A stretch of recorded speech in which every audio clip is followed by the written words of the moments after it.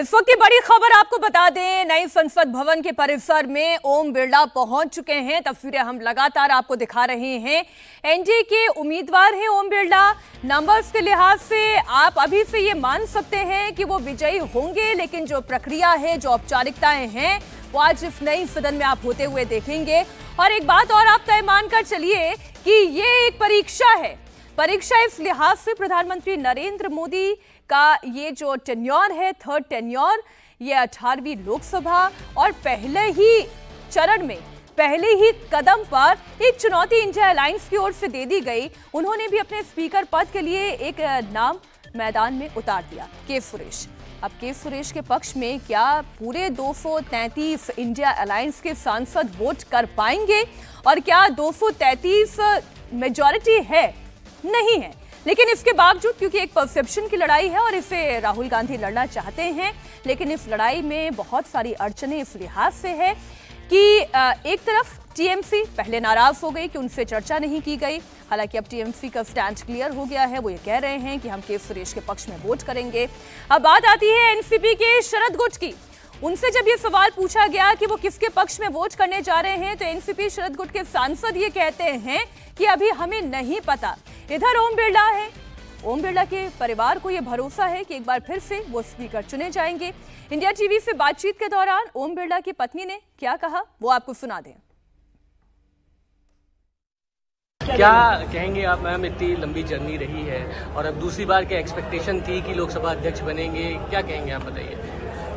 नहीं, बहुत लंबी जर्नी रही ओम जी की। जो एक पॉलिटिकल यात्रा है, बहुत लंबी रही और इसमें ओम जी ने हमेशा बहुत मेहनत, लगन और निष्ठा से देश के लिए, हमारे कोटावासियों के लिए, और जो जो जिम्मेदारियां उन्हें मिली, उन्होंने बहुत निष्ठा से कार्य किया।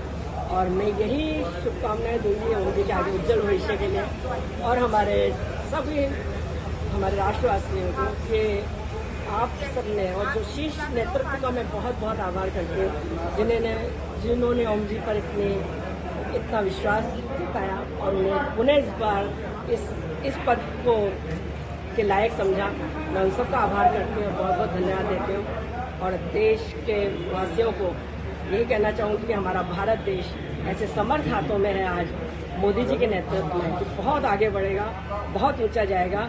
हम देख ही रहे हैं कि विदेशों में हमारी ताकत कितनी बढ़ती जा रही है। हम देख ही रहे हैं कि हमारा देश किस तरह हर उपलब्धियों को पाता जा रहा है, चाहे चंद्रयान की हो, चाहे खनिज की हो, चाहे हेल्थ की हो।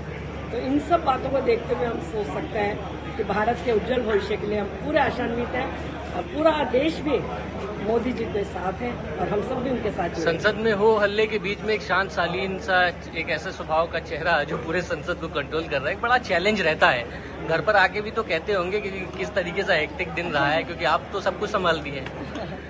हाँ, हेक्टिक तो रहता है। इस टाइम में भी कई बार थोड़ा सा मन विचलित भी होता है। कई बातें ऐसी भी होती है जो बिना अननेसेसरी की उठाई जाती हैं, और वो सब मैनेज कर लेते हैं। ये is the very confident man. और वो अंदर से बहुत कड़क है, अंदर से बहुत स्ट्रॉन्ग डिसीजन है उनका। मैंने उनके जीवन में देखा है कि वो स्ट्रॉन्ग बहुत है और सब चीज़ों को हैंडल कर लेंगे। अब देखिए, ये जो राजनेता होते हैं, उनका परिवार भी जो है उनके पीछे रॉक सॉलिड सपोर्ट बनकर रहता है। पॉलिटिशियंस कितना वक्त दे पाते अपने परिवार को, इस पर मैं कोई कमेंट नहीं करूंगी, लेकिन ये परिवार की ताकत होती है जो लगातार पीछे चलती है। ओम बिरला की पत्नी का रिएक्शन आपने सुन लिया, लेकिन फटाफट मैं आपको बता देती हूँ इस वक्त हलचल क्या चल रही है। पंकज चौधरी के घर पर इस वक्त जो मीटिंग चल रही थी खत्म हो चुकी है। उत्तर प्रदेश के एनडीए सांसदों की बैठक चल रही थी और सभी सांसदों को वोटिंग का प्रोसेस बताया गया। दूसरी बड़ी खबर आपको दे दें, ललन सिंह के आवास पर जितने बिहार से जीते हुए सांसद हैं, उनकी मीटिंग चल रही थी। वो मीटिंग भी खत्म हो चुकी है। सांसदों को वोटिंग के प्रोसेस के बारे में बता दिया गया है। 10:30 से ऊपर का वक्त हो चुका है। ठीक 11 बजते ही प्रक्रिया आप संसदीय कार्यवाही की देखनी शुरू कर देंगे। ओम बिरला तो इस वक्त संसद परिसर पहुंच चुके हैं और एनडीए के जितने सहयोगी दल हैं, सभी लोग एक मत हैं, ताकत और बढ़ सकती है अगर निर्दलीय भी जो है वो भी एनडीए के साथ खड़े हो जाए, जिसमें आप वाईएसआर जगन मोहन रेड्डी की पार्टी को अगर आप जोड़ देते हैं तो उनका भी सपोर्ट एनडीए के साथ दिखाई दे रहा है।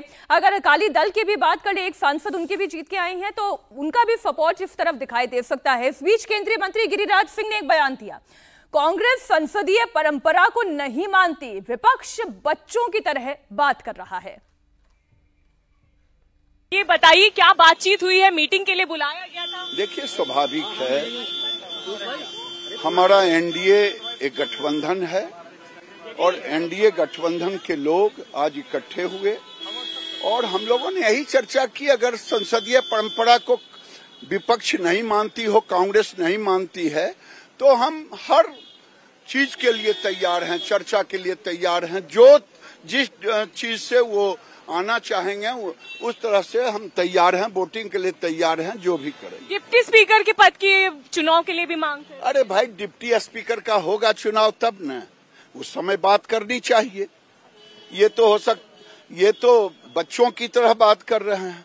अब ये कल कह दें कि अगली बार हम ही प्राइम मिनिस्टर होंगे तब मैं अध्यक्ष मानूंगा, ये हल्की बात नहीं कहनी चाहिए कांग्रेस को। अगर डिप्टी स्पीकर का चुनाव होता तो वो कहते कि एक सीट हमको, एक सीट, उस समय चर्चा होगी। हंसुआ के बियाह में खुरपी का गीत गा रहे हैं। गिरिराज सिंह को आपने सुना, उन्होंने कहा कि बच्चों की तरह इस वक्त विपक्ष बर्ताव कर रहा है।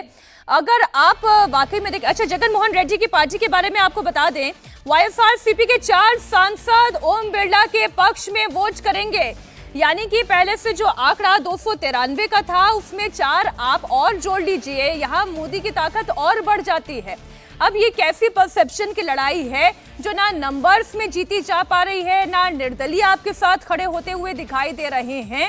ये कैसी लड़ाई है जो इस वक्त विपक्ष लड़ रहा है? मैं जल्दी से एक छोटा सा रिएक्शन शेफर। देखिए, ये परसेप्शन की नहीं, ये ईगो की लड़ाई सामने नजर आ रही है, क्योंकि सहमति का पाठ जो हमें पढ़ा रहे हैं वो अपने ही विपक्षी जो खेमे के जो पार्टियां हैं उनसे सहमति नहीं बना पा रहे। और एक और बात, क्योंकि 2 वरिष्ठ पत्रकार मेरे साथ खड़े हैं, कल राहुल गांधी की घोषणा हुई एलओपी के रूप में। आप दोनों में से राहुल जी और हर्षवर्धन जी दोनों साथ में हैं। कांग्रेस पार्लियामेंट्री पार्टी की मीटिंग हुई, यह तय करने के लिए राहुल गांधी हमारे नेता है। इंडिया अलायंस के कितने सदस्य थे या एमपीज थे जिन्होंने सर्वानुमति से चुना उनको, यह बता दीजिए। एनडीए की मीटिंग हुई, एनडीए के सारे सांसदों ने प्रधानमंत्री मोदी को अपना नेता चुना। आप दोनों जो बड़े पत्रकार हैं वो बता दीजिए कि कहां से हुआ। इसका मतलब कांग्रेस ने हाईवे और माईवे वाली नीति अपनाते हुए विपक्षी दलों को बता दिया कि एलओपी हमारा बनेगा, राहुल जी बनेंगे, और वही हाईवे और माईवे वाली नीति पर के सुरेश का नाम आगे किया है, जिसपे एनसीपी के सांसद को जब पूछा गया तो उन्होंने कोई स्टैंड नहीं लिया। यानी चुनाव से पहले हम साथ हैं और चुनाव खत्म होने के उपरांत हम कहां हैं, कहीं ऐसा तो नहीं? राहुल जी, मैं आ रही हूं आपके रिएक्शन के लिए, लेकिन आज चिराग पासवान का जो रिएक्शन है वो एक बार दर्शकों को बता दें।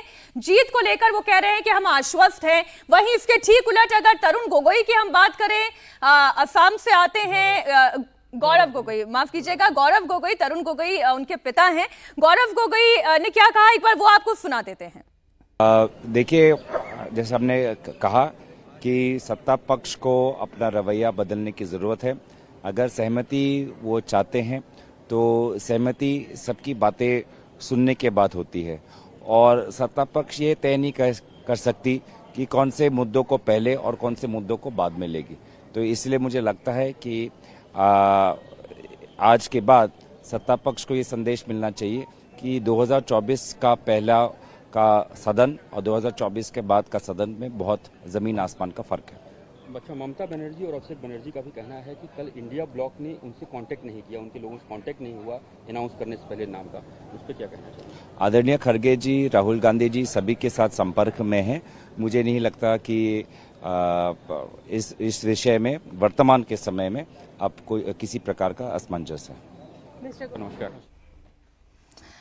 तो आपने जिस तरीके की बात सुनी, कोई असमंजस नहीं है, लेकिन जब आप नंबर्स को कैलकुलेट करते हैं तो वो एक असमंजस दिखाई देता है।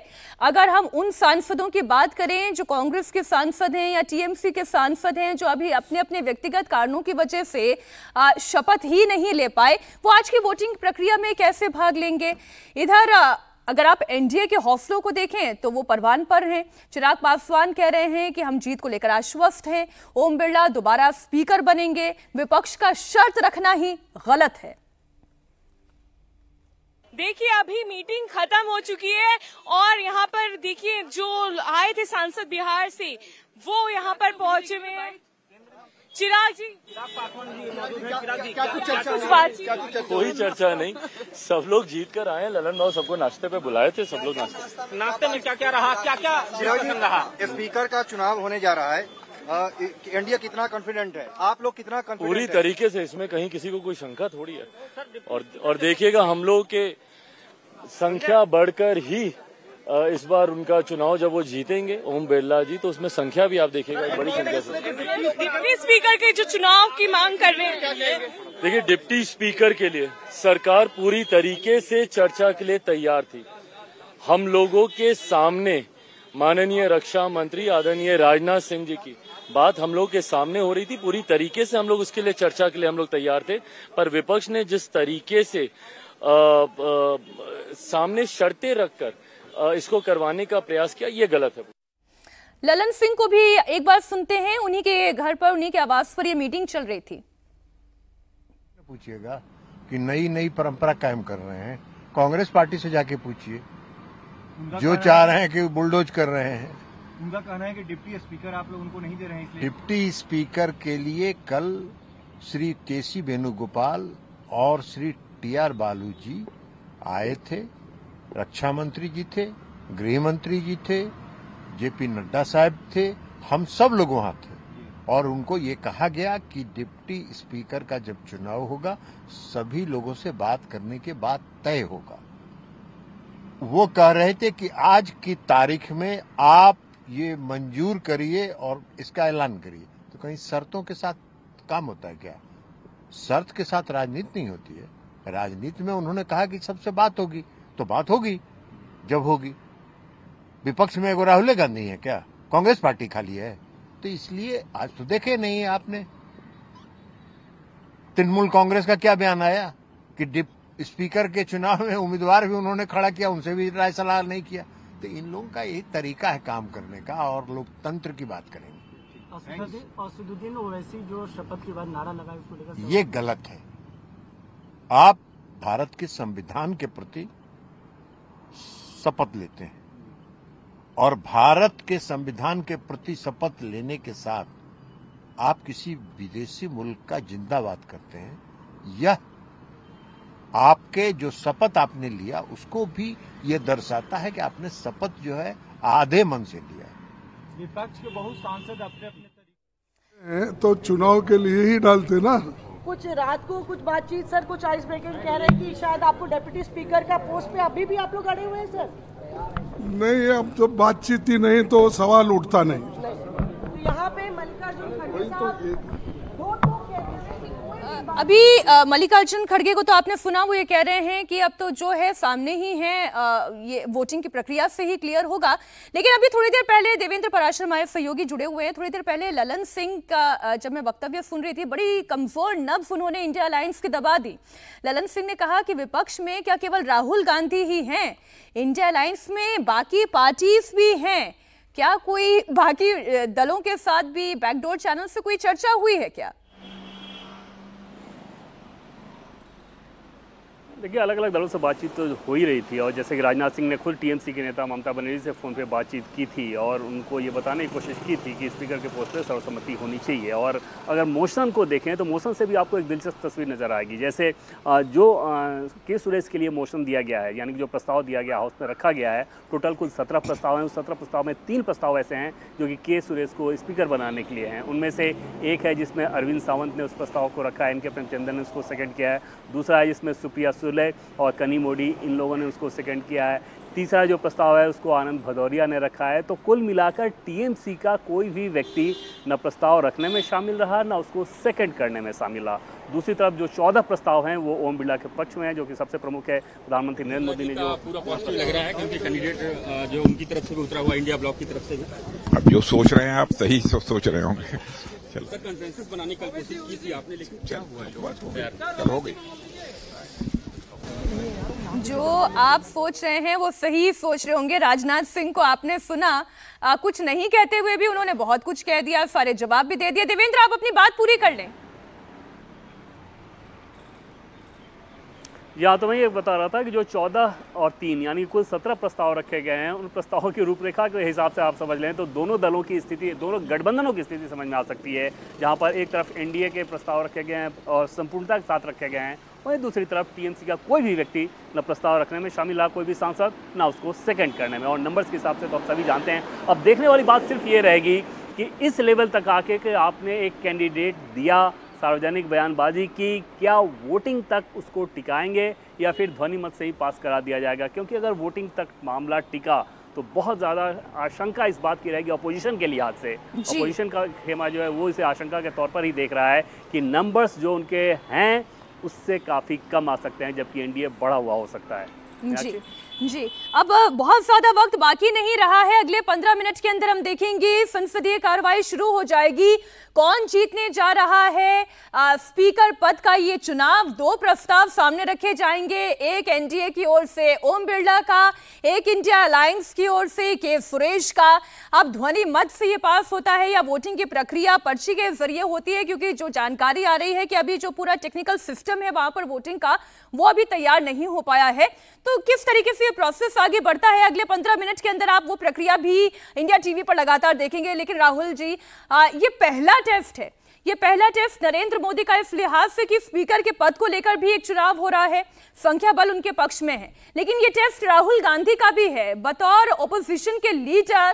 क्या वो अपने अलायंस को इंटैक्ट रख पाते हैं? देखिए, रख पा रहे हैं? जब लोकसभा चुनाव होते हैं तब तो फिर भी थोड़ा बहुत डाउट होता है कि कौन कैसे वोट करेगा, जनता कैसे वोट करेगी। यहाँ पे तो बिल्कुल साफ है, यहाँ पे ऐसा कुछ नहीं होने जा रहा है कि एनडीए के घटक दल जो हैं वो कोई विरोध में वोट करने वाला है, कोई भी घटक दल। और साथ में जो छोटे दल हैं या जिसके एक एमपी है या बाकी ऐसा कुछ है, वो भी मुझे लगता है कि जो पहले एनडीए के साथ रह चुके हैं वो लोग भी जो है एनडीए के साथ ही वोट करेंगे। तो ये बिल्कुल साफ है कि ओम बिरला जो है वो स्पीकर बनने वाले हैं। पर यहाँ पर कन्वेंशंस की बात होती है, बाकी सब चीज़ों की बात होती है, तो मुझे लगता नहीं है कि संसदीय राजनीति में कोई भी कन्वेंशन बहुत ज़्यादा टिके हैं। अगर हम स्पीकर की बहुत ज़्यादा बात हुई कि पहली बार हो रहा है कि स्पीकर का चुनाव, ऐसे 4 इंसिडेंट हैं जब पहले जो है स्पीकर के चुनाव में दोनों तरफ से कैंडिडेट खड़े किए गए। तो ऐसा नहीं है, ये 1952 से ऑनवर्ड इसी तरह 1952, 1976, 1976, 1967, बहुत मतलब 1999 में भी शायद मेरे ध्यान में आ रहा है कि 1998 में बीएमसी बाल योगी के उसमें केस में संगमा जी को का भी नॉमिनेशन था।